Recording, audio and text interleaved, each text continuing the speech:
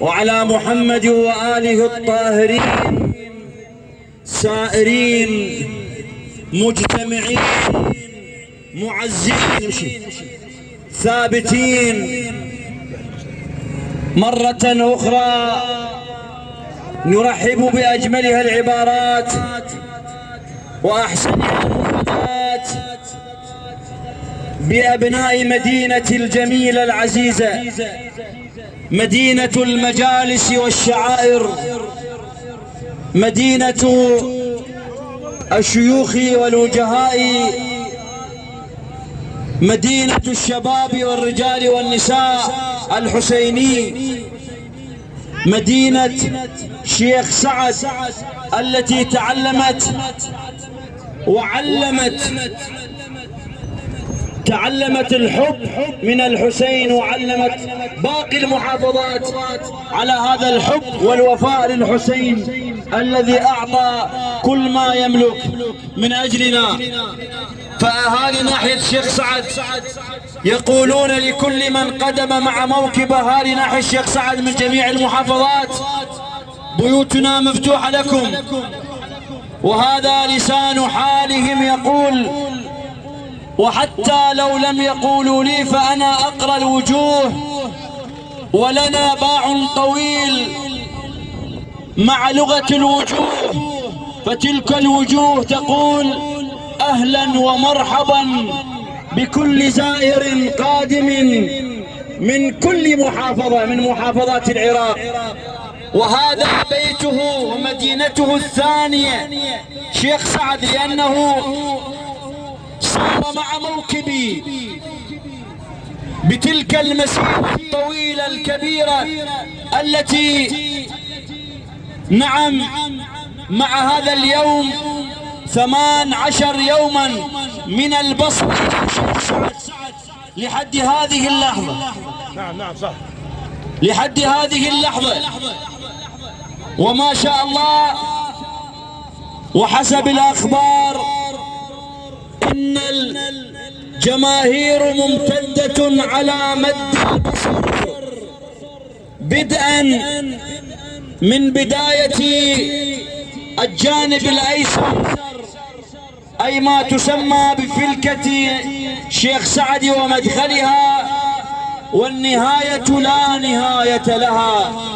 نعم، نحن وإياكم أيها المعزون المؤمنون القادمون القاصدون، بعد قليل سنكون في داخل المدينة كي نقوم بالعزاء، وسيكون معنا شرفنا هذا اليوم الخطيب الحسيني والناعي الشيخ سجاد الأسدي، سيكون مشاركا معنا في هذا العزاء. وهذا الموكب كل شخص يتشرف به، نعم، لأنه صاحب الكرامات، صاحب الكرامات التي هي من ديدن محمد وآل محمد. هذا الموكب الذي أسس هذه الشعائر وهذه المسيرة، مسيرة الإمام الكاظم، 19 من التأسيس، من 2007 إلى هذه السنة 2024. وهذا عهد بيننا وبين الله وبين محمد وآل محمد، لا تمحى ولا تنتهي المسيرة ما دامت هذه الوجوه الخيرة الطيبة النيرة المحترمة الراقية الشاكية المحببة الكبيرة العظيمة القادمة من جميع المحافظات، سادة شيوخا وجهاء، راكبي الخيول، سائقين النيابة، أصحاب السيارات، نساء رجالا شبابا أطفالا، أقدام، كل رادود وناعي وشاعر، كل شيخ ووجيه، وكل من فتح الباب لنا من البصر إلى بغداد. ما دام تلك الوجوه موجودة فالمسيرة باقية ما بقي الدهر.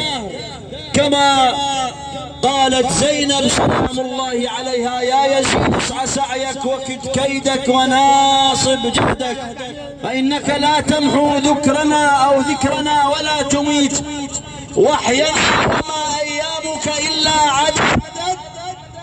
نعم، أين يزيد وأين الحسين وأين الرشيد وأين الكاظم؟ تلك الوجوه التي صارتها حرارة الشمس.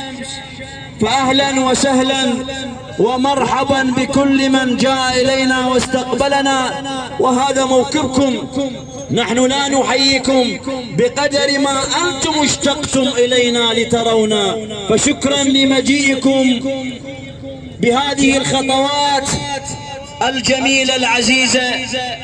فلنحييهم ونحيي أنفسنا وكل من جاء معنا بأفضل وأحسن تطيبا للأفواه هي الصلاة على محمد وآل محمد.